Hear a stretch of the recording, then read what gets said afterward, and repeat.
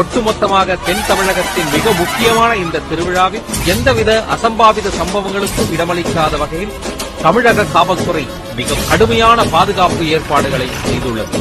கத்திக்கே பயப்பட மாட்டான், லத்திக்கே பயப்பட போறான்.